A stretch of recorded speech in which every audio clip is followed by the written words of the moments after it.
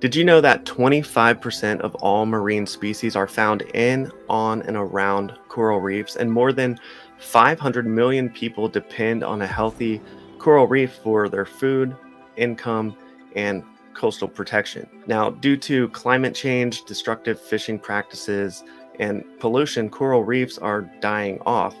And scientists actually estimate that at this rate, 90% of coral reefs will disappear in the next 30 years. Now, coral reef restoration efforts are happening where divers are going out, they're gluing coral frags onto dying reefs, but what does that look like and what are some of the challenges that those divers are facing? What's up, Reef Fanatics? In today's episode, we are talking about an adhesive called SeaTac, and maybe you've heard of it or you've seen it at a coral convention like Reefapalooza, but today, joining me from Mussel Polymers is David and April. David and April, welcome to the show. Thank you. Hey, Joey. Hi, Joey. Nice to be on. Great Nice to be having you. So today we're going to be talking about SeaTac. It is an adhesive for many different things, but as it relates to the aquarium industry or the hobby, it is an adhesive that has some special properties to it, or there's a special story behind it. But before we get to that, David and April, let us know who you are and what it is that you do with Mussel Polymers. I'm April Hayes. I've been with Mussel Polymers for almost 4 years, and I've worked with some startups, and I'm excited to work with, be a part of SeaTac and this development for coral restoration. Been working with Dave for probably the last 3 years in coral restoration, and we've been working with coral restoration practitioners all around the world and designing this adhesive for coral restoration purposes to help with reef loss around the world. Very cool. And David? Yeah, that's great. Hi, all. My name is David Schmidt. I am one of the executives over here at Mussel Polymers. We started this business back in 2019, commercializing the academic research out of Purdue University as to why mussels stick to coral reefs or barnacles stick to ships, and yet it takes a jackhammer to get them off. So we've been building this little piece of business here, and we now have a myriad of activity sets that run the full gamut, from industrial to biomedical to orthopedic to reef restoration and even the reef hobbyist. Awesome. Yeah, and that's something that's really cool is that SeaTac is being used for all those different things, like, and just researching what SeaTac is about or how it got started. Like you mentioned, the mussels, how they stick to the rocks or they stick to the reefs, like studying that and using the idea of these animals that secrete this glue to hold themselves down so strongly is kind of what's behind this SeaTac, correct? Yes, yes, indeed. So what is the story behind SeaTac and how did that get started? Because like you guys mentioned, you're fairly new company, but building this thing out to help with with a lot of different things, but coral restoration being one of the top things. So what is Mussel Polymers? We are the world's leader in catechol polymers for biomedical, for industrial, for defense applications. We do a whole bunch of different types of chemistries. We incorporate these molecules into different formulations. So the takeaway here is we're developing one molecule that has many uses. So as you appropriately pointed out, a lot of this research is dedicated to why that mussel sticks to a coral reef. So here we have the blue-footed mussel, and when the blue-footed mussel wants to attach itself to an object or so, it sends out a tendril, and that tendril, at the end of that tendril, is a foot. Within that foot, it excretes a protein at time of use. Within that protein, there's an amino acid. Within the amino acid, there is a catechol compound. And that catechol compound is responsible for that underwater bonding. And so what that actually is DOPA. And if you look at this middle of the slide, you'll see a highlighted pink thing with a couple of hydroxyl groups that are hanging off it. That is actually the catechol molecule. We used that as the starting point to develop a biomimetic of a polycatechol styrene, a biomimetic copying something that happens naturally in nature. And it turns out that this polycatechol styrene is super simple and super powerful.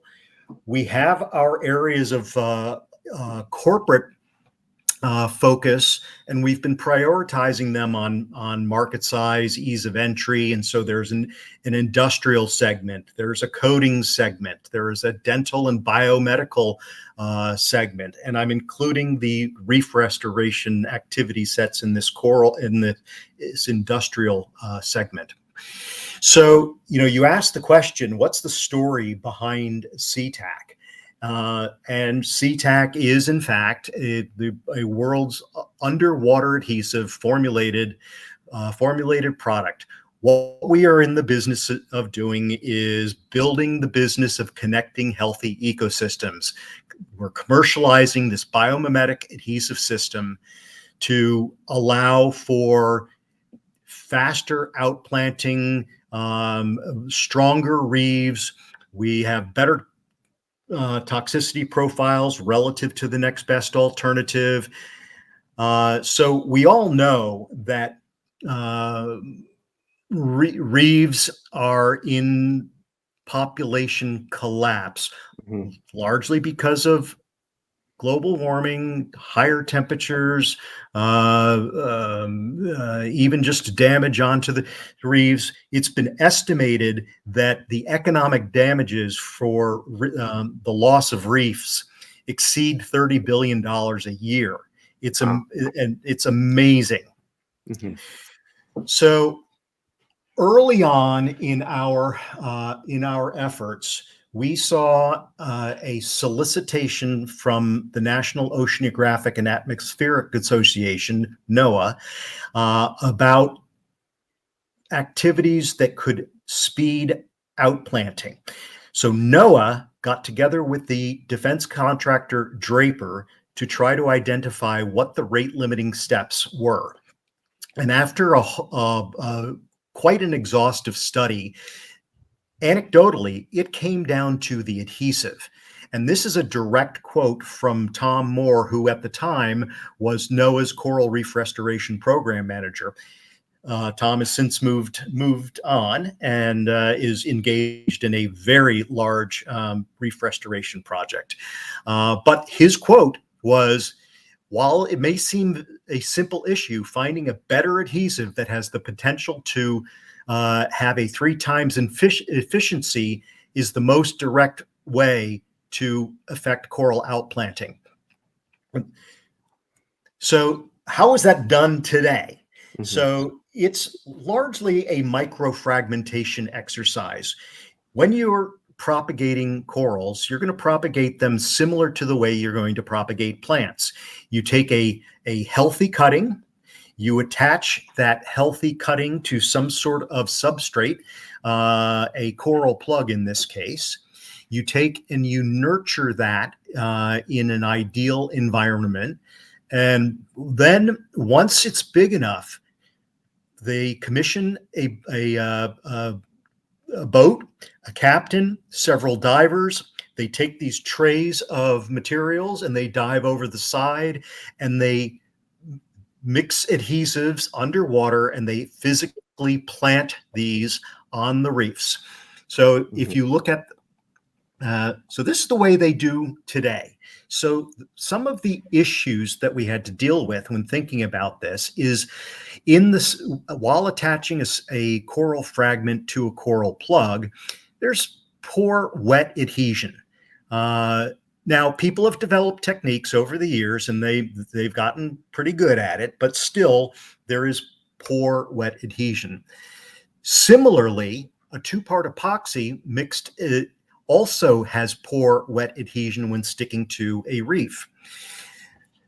They both also are toxic. There's an irritation element to it. There's a toxicity profile associated with it.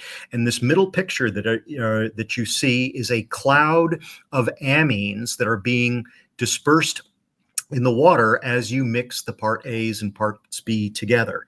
So you've got a couple of problems with the toxicity irritating or even killing the corals that you're trying to replant. Oh, wow. So the other problem with the epoxy is it's clumsy, it's slow, and it's expensive. So picture yourself as a diver. You've got a part A and a part B, and it's like a putty, and you're spending 5 minutes, 10 minutes mixing this piece of putty underwater until you can start to press it and mechanically wedge it into the little nooks and crevices of the reef. So in order to scale with an adhesive, you need a non-toxic wet binding adhesive, and the Mussel Polymers polycatechol styrene biomimetic would be a perfect fit for that.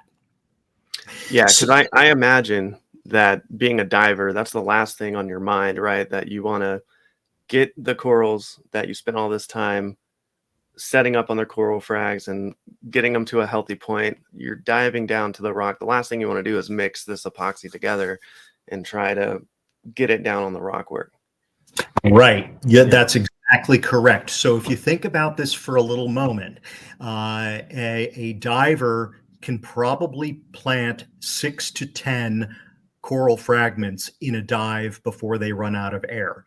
So let's just take the factor of 10 minutes. You need to mix your epoxies together for about 5 minutes, but you still also need to press it in, and you still need to shape it. And so what was it take 10 minutes to do a planting?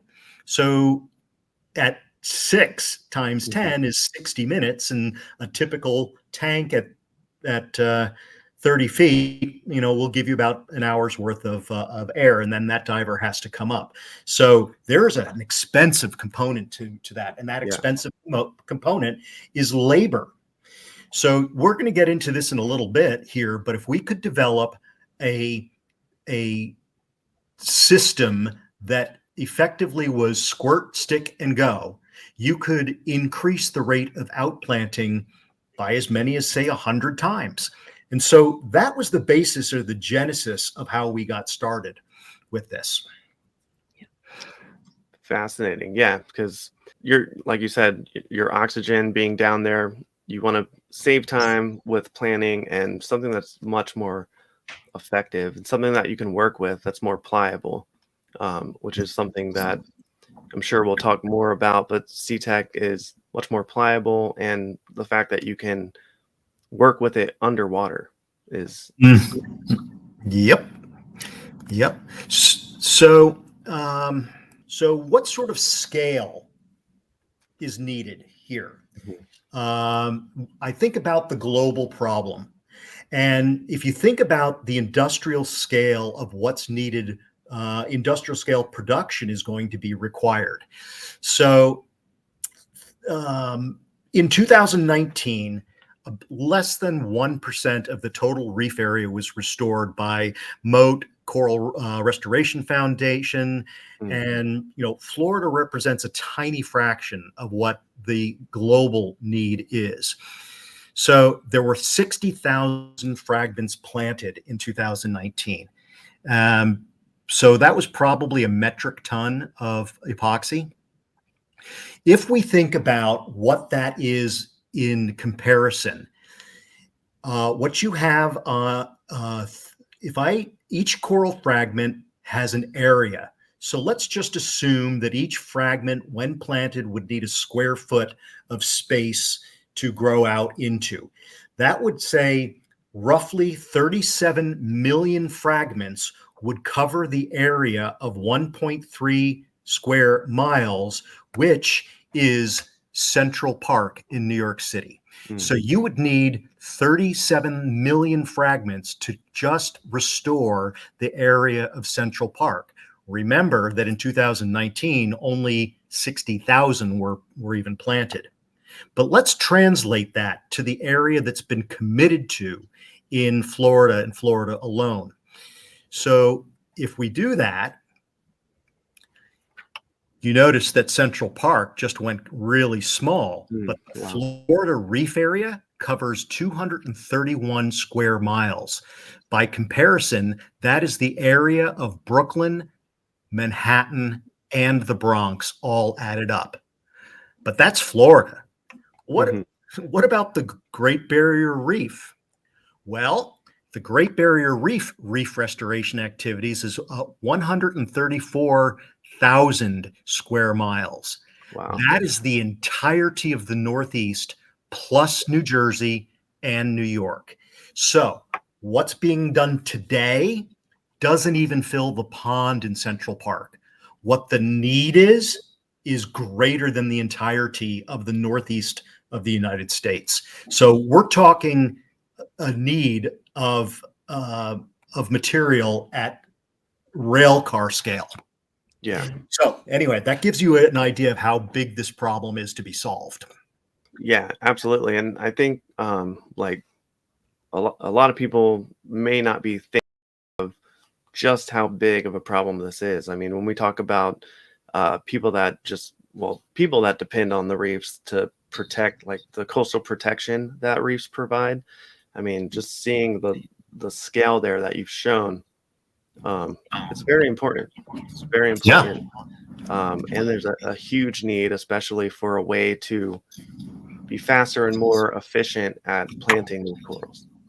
Right, exactly. Some people might think, oh, well, what about, cement, using cement for an adhesive?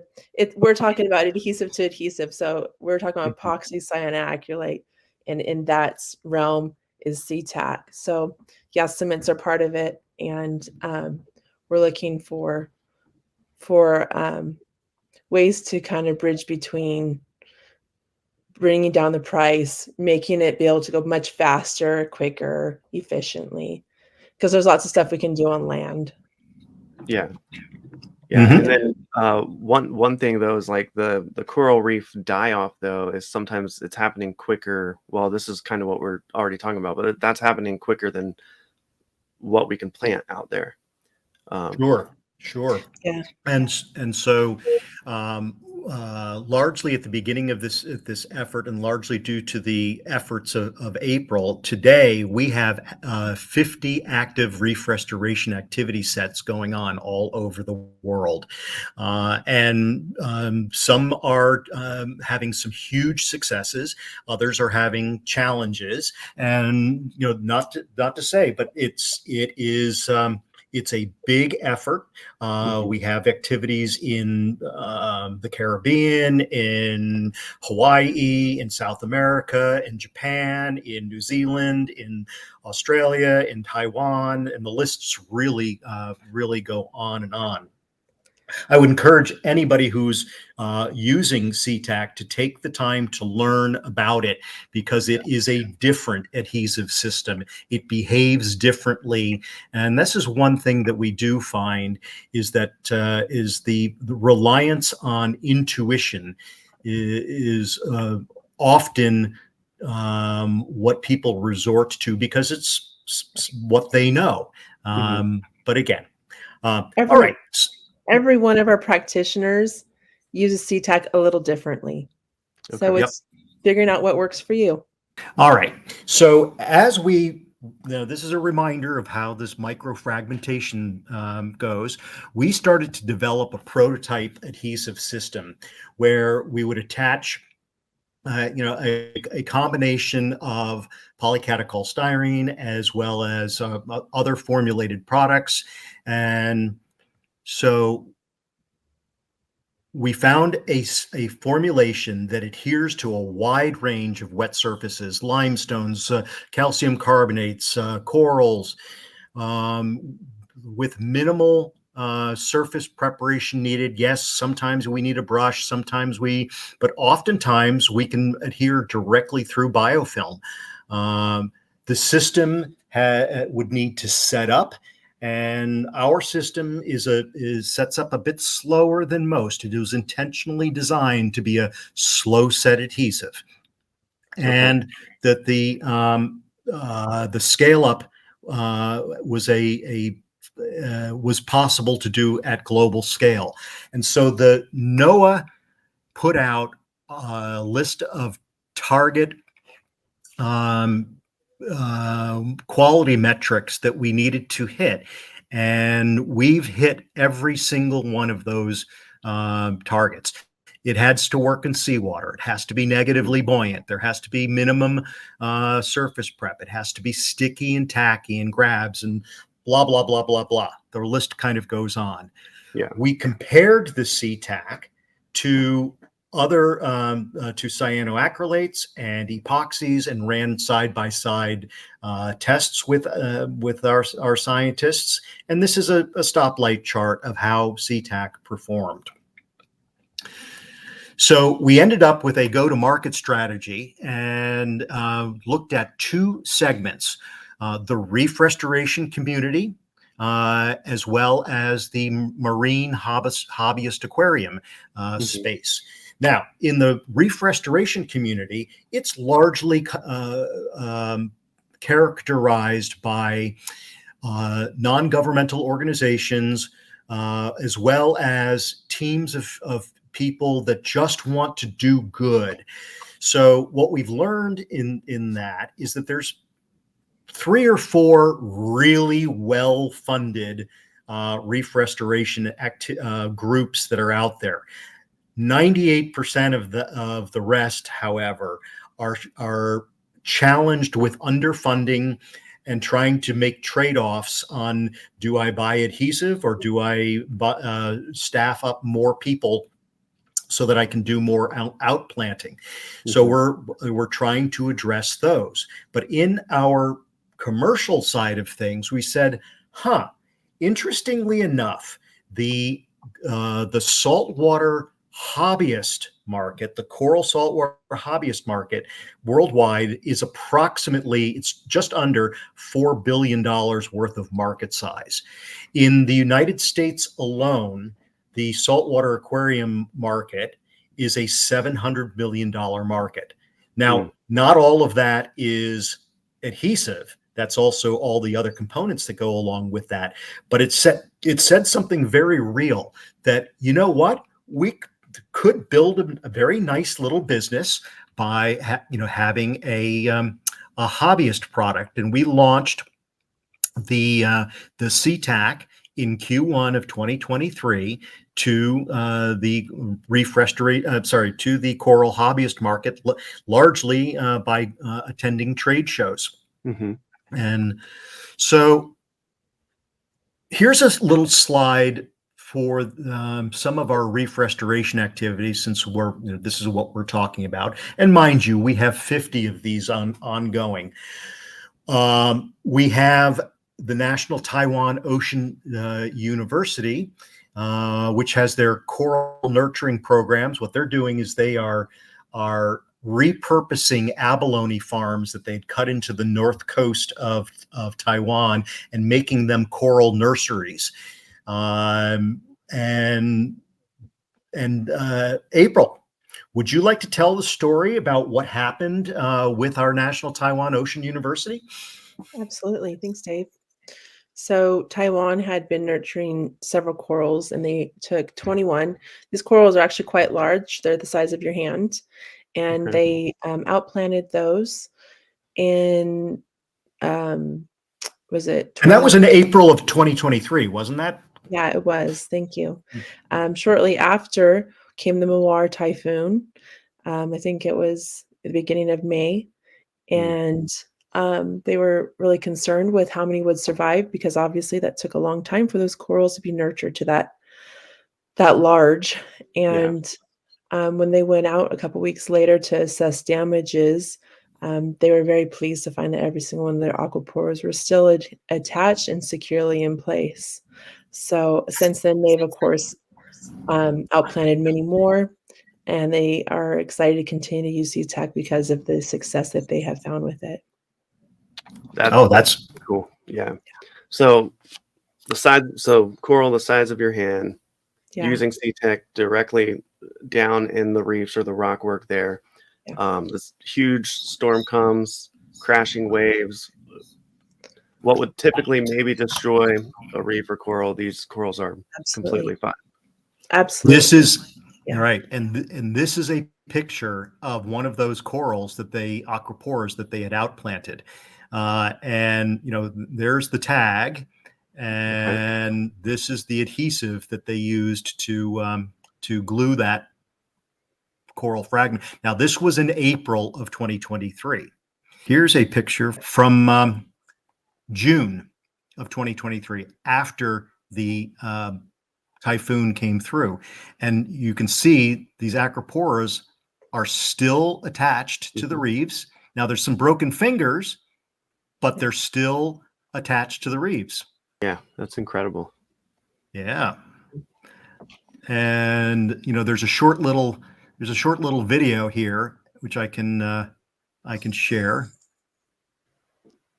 Okay, and so that's them diving down, checking Yeah. the corals and seeing just how sturdy and how strong they are still on the rock work there. Yeah. Cleaning them off. Yeah. Cleaning them. Okay, So very cool. yeah. One thing I did notice here, and I wanted to point this out, is to you and your listeners, Mhm. the corals and the coral polyps, they like to grow. They like SeaTac. They like to grow over top, unlike the cyanoacrylates, unlike the epoxies.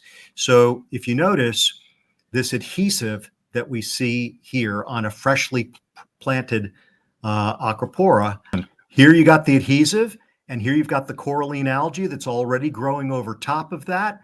We also find that coral polyps grow over top of the adhesive, and this was only in 2 months. Okay, Yeah. pretty quick. Pretty quick. Here's a image of a microfragmented in a tank, and right here at the bottom is where the SeaTac is adhering this to the rock. And if you look, you've got these coral polyps that have just grown right over top of them.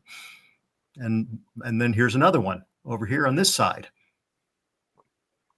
Very nice. Yeah, so the coral tends to it's adapting to it, and it likes it just fine. It's not bothering the coral because the coral's growing more and covering that adhesive. Yes. And if you propagate corals, you'll find that corals have a tendency to grow out before they grow up. Right. Yep. The other thing that you might find interesting is that one of the reasons that we think the corals are doing well with the SeaTac is because it's highly loaded with calcium carbonate. And it off-gases just a little bit of carbon dioxide, which they actually like. Yeah, that's what I was going to get into next is the toxicity of it, or what happens once it's applied in the water. Because I was watching some videos earlier and I noticed you guys were talking about little bubbles that you might see form up or as it's curing, and those are just off-gassing CO2. Yeah. Mm-hmm. So I believe you have a demonstration, and we'll talk about like how is well, we've touched on SeaTacs intended to be used in the application, but we can take a look at that. Yeah. Well, okay, so here we have some SeaTac, and I'm going to open up the box here and pull this out, and for any of your listeners, definitely read the instructions. Read the instructions. Instructions are important. Yes, but take your tube of glue, open up, puncture your seal. I'm going to puncture that seal. Okay, and now I'm going to squeeze out some SeaTac. There we go. I'm squeezing out some SeaTac here. This is super, super sticky and tacky. It is super sticky and tacky even underwater. You see how tacky that is? Okay. Let me do and clean my fingers off here for a minute. Yep. Cleanup's important. What's that? Cleanup is important. Yep. Cleanup is extremely important in SeaTac. I'm glad you mentioned cleanup, because in an uncured state, you can clean up with normal things like isopropanol or acetone. Once it's cured, it is permanent. So unfortunately, we had one user that got SeaTac on her $3,000 underwater camera. Thankfully, it was on a decorative space, but it's now a permanent fixture of her camera equipment. Wow. All right. So I've just poured some of that water into a small beaker here, and I'm going to take a tongue depressor, of which I'm going to squeeze out some SeaTac. Okay. So there we got some SeaTac. What I'm going to do is I'm going to push this under the water, and I'm going to adhere it to the side of this beaker. And then watch what I do with this. Underwater, push to the side. Ready? Love it. It's immediately sticky and tacky. And the neat thing about this is I can remove it, put it somewhere else, and it's still sticky and tacky underwater. Yeah, that's insane. But at this first stage, though, it's still pliable. You're still able to work with it. Correct. Yeah. You have about Correct. 20 to 30 minutes of work time where you can reanimate it and reapply it. So what we mean with reanimate is like reworking the material around, because any part that water touches is starting to activate, is starting to cure. So after that 20 or 30-minute time, you'll start seeing a little shell beginning to happen where it won't be tacky. So to get that tackiness back in that 20, 30 minutes, you stir it Kinda up gotta and mix it. it Yeah, goes tacky again. If you continue to do that, it'll start turning into what people tell us is like bubble gum. It's just like not sticky. gotcha. Right. Yeah. So, granted, this is a dead fragment. Okay, I'm going to take this dead fragment and I'm going to put it in that water there. So I'm going to take my little, where am I? I'm going to take my little coral plug here. I'm going to, put some adhesive onto that coral plug. I'm going to bring out my thing. I'm going to shake it off. I'm just going to dab it dry, and then I'm just going to stick it right in the middle. And there we go. Nice. Yeah. And now I'm going to take this and put this in a nurture. Now I can sit here and shape the adhesive a little bit if I want to. Right. Create a little mound for it. Yeah, if you want to. Or some people have texturized it. They put a little sand on the bottom. You can do that as well. But then what you do is you take this and you put it underwater in an environment where it's will grow and develop. Mhm. And once it gets big enough. So that's how your basics of how that happens. Now we have developed a tube of glue of SeaTac. We've got 3 different product variations right now, and we can develop other ones.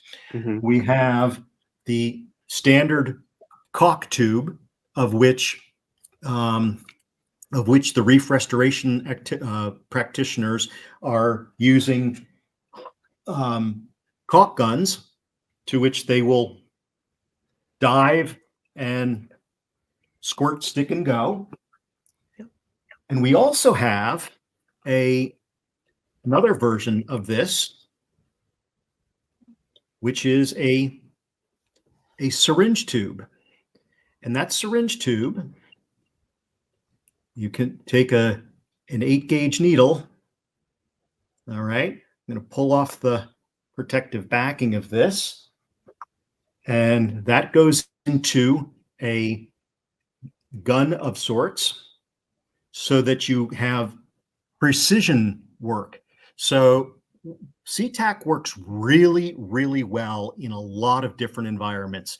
It's not just for attaching corals to coral plugs, but it's for attaching rockscapes and reef structures. It's an excellent gap filler.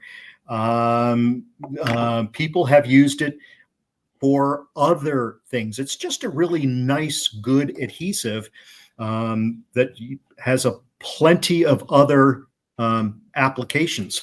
That's what we have to show. One of the questions we get is, what happens when I put SeaTac on underwater and it doesn't stick? And what we've suggested to some of those people is to use actually SeaTac, wipe a little surface onto whatever you're trying to put it onto, so you get like a primed area of SeaTac, because SeaTac is a mechanical grab.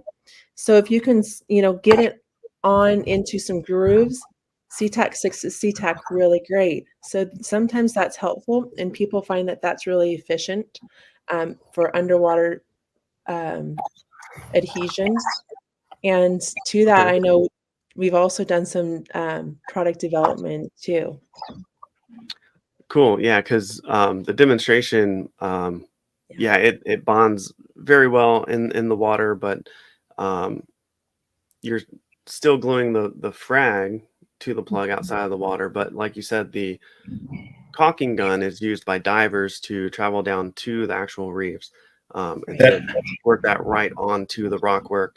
Right. So yeah, so rubbing a little bit of SeaTac on that surface to get it grabbing, and Yes. then applying more, and then planting your coral. Yep. Or on your rocks. Right, because That is remember we correct. talked about because it's activated by water, Yeah. that you get that initial grab, but as you continue to work with it, you might lose some of that grab. So to either if you can't reanimate it, then use the mechanical grab of it and allow the adhesive to be the sticky place for new adhesive. If that makes any sense there. Yeah, absolutely. Yeah. So here are Just just some of the products here, like you've showed, but here's some pictures of them as well. So SeaTac's super unique, using the proteins of mussels and making the synthetic adhesive from that. That's just really fascinating as well. And so we've already touched on what makes SeaTac unique from other adhesives for our aquarium and coral restoration. But if we want to touch a little bit more on, like, for example, a lot of hobbyists are already using super glue. So as long as it's gel super glue, it's cyanoacrylate. I mean, that's what I've been using for a long time. One of the things that I've fall into whenever you're putting your coral on the frag plug with super glue, it wants to give way or fall over. You have to kind of hold it there for like 30 seconds or more, and then activate it with seawater. But SeaTac, you're just putting a mound of glue on there, like you demonstrated, and sticking it right on. And yeah.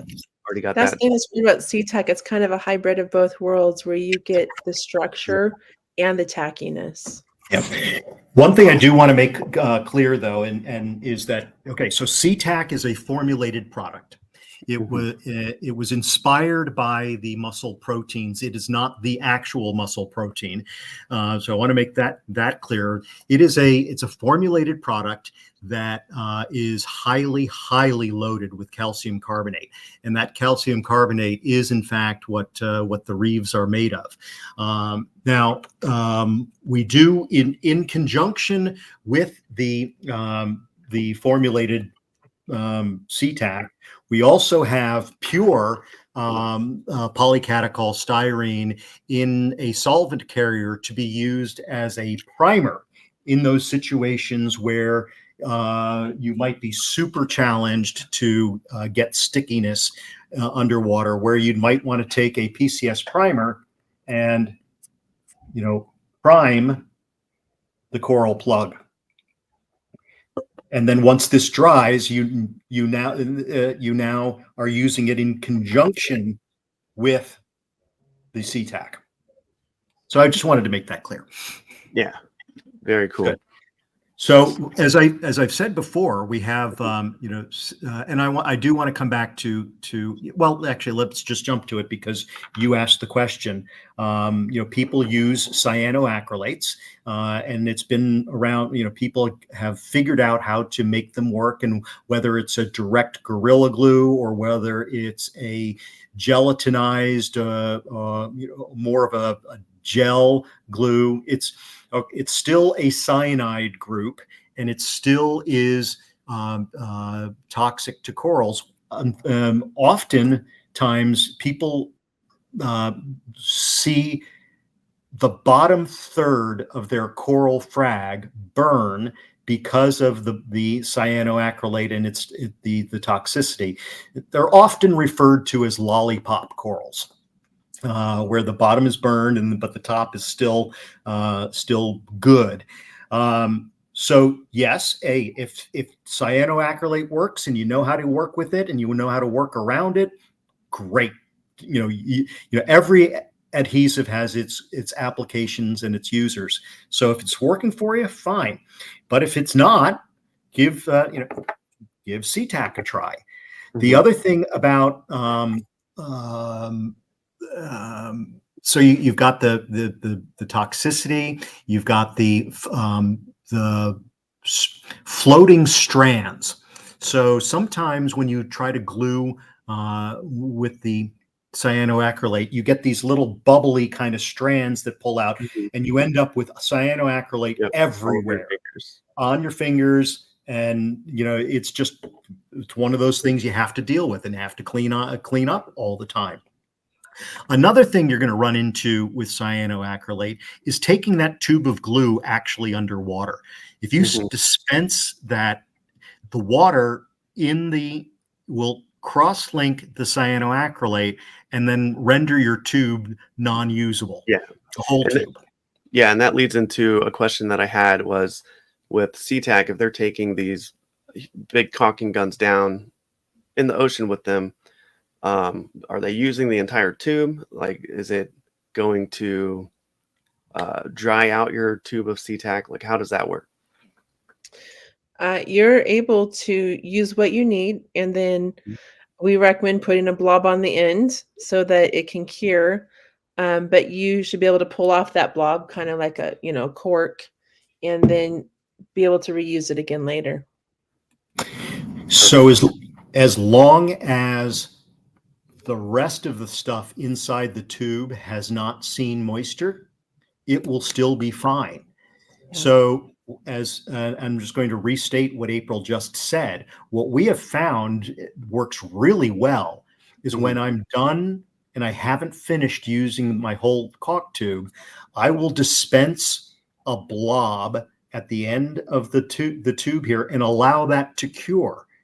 Oftentimes I use a 3M sticky note to have that blob stick to, because once that's cured and I go to use it again, I grab that blob and I twist it and I just yank it and I pull it out, much like I would pull a cork out of a bottle of wine, and everything in here is still usable.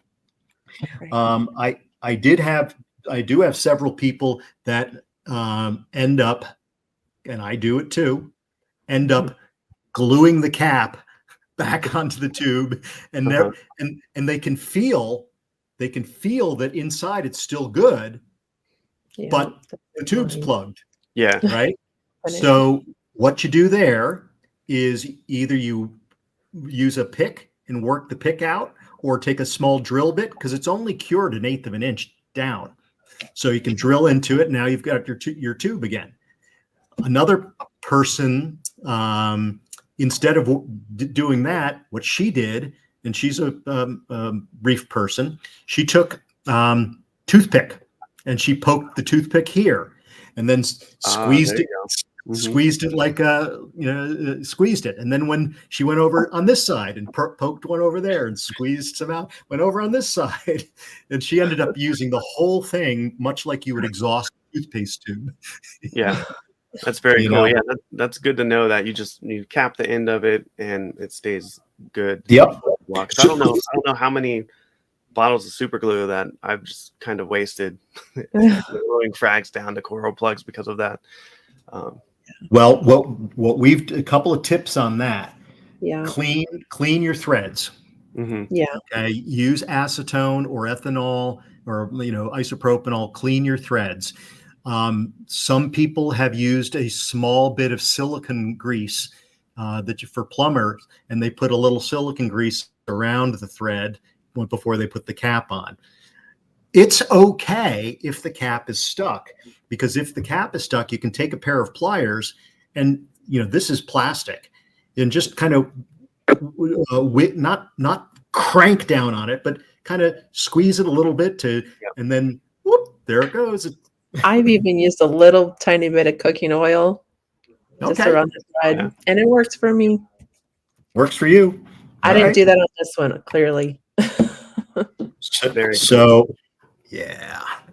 awesome. So the main objective, or one of your core objectives with SeaTac, is of course coral reef restoration and helping to outplant more corals quicker, and just a more efficient way of setting up the reefs.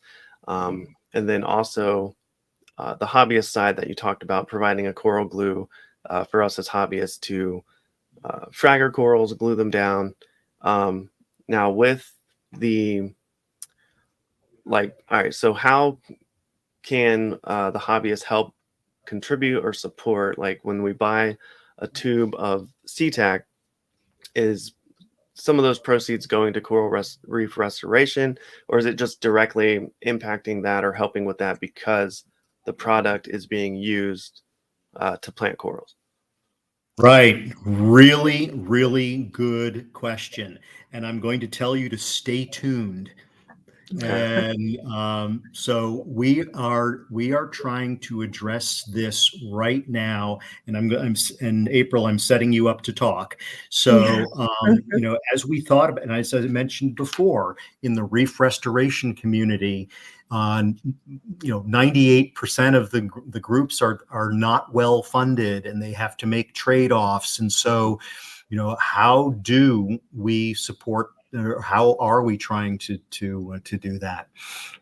Yeah, it's been a big problem. We've had people who have built businesses in the industries, suggest to practitioners, hey, think of maybe, building a business. But a lot of them are into more the philanthropic side of things, and that's just not their thing. But it's still something that we need to look at, because they do need adhesive. They do need a lot of help doing the work that they're doing out in the ocean. And so Right. So we've been working closely with them to try to problem solve some ideas. And we've got a couple ideas that have been running around in our heads, and we're working with a couple groups to see if we can execute these. But it's still something we're working on. In the meantime, though, we send quite a bit of glue out to the reefs on our own expense. Yeah. true. Yep. But we're thinking about, do we set up a separate 501c3 Yep. not for profit that would, for every tube of glue that is sold, Mussel Right. Polymers donates $1 to, or some number to, Mhm. the not for profit, and then Right. we've engaged a couple of groups to help us with that, because that's something that we're not experts in. Right. And so back to the original answer is, yeah, that's a really good point, and stay tuned, because that's We that's are right. Now working on it. there is an education element to this as well. So we've got a specific group out of Hawaii that is going from um, restoration activity to restoration activity, teaching them on the effective ways, the proper ways of technique and what works. So there's some of that as well. Our Okay. practitioners are the ones we generally are educating. They're not Mhm. necessarily the ones outplanting. So there's a bit of a gap there to getting proper education to citizen scientists. Yep. Okay. People like you and me who want to really help out, you know. Hmm. Yep. That's true. So for the Aquarius, or for the hobbyist that is looking to, I guess, further their education on coral restoration, or to jump in and see more about what SeaTac is all about, what are some of the places they can go to find that information, and how can they get their hands on SeaTac? Fantastic. You can go to SeaTac.com. There's actually quite a few videos on there about SeaTac, how to use SeaTac. You can also order at SeaTac.com. And Yeah. there are several retail establishments. We have a running list on that website of who's carrying things. Yes. Um, and it's available directly. And and we can direct some of your listeners to places where they could procure it as well. Right. If you can't find it Yeah. locally, you can get it online from us. Okay, very cool. And I'll link some of those in the description below for you guys to check that out as well. In closing, is there anything that you would like to add on to the goals of SeaTac, what SeaTac is trying to accomplish, how to use SeaTac for the reef hobbyist, or the coral reef restoration projects, or someone involved with that that's listening to this podcast? My thought was, if you're into coral reef as a hobby, fantastic. Like, get your fingers on it, work with it, try it out, understand it. We we're happy to answer questions, and I think it'll also be helpful with understanding a bigger issue that we are all affected by, is the decline of the coral reefs, and how do we show up as citizens to help in that. Um, and so I think getting really familiar with um, using SeaTac, because it is the only underwater adhesive really made for underwater coral restoration, that can help in moving towards bigger solutions and education, for all of us to be able to make a difference. Very cool. Well, thank you so much, David and April, for coming on the podcast and sharing about SeaTac and how it's being used in coral reef restoration around the world, and how we can use it as hobbyists as well. So thank you so much. You're certainly welcome.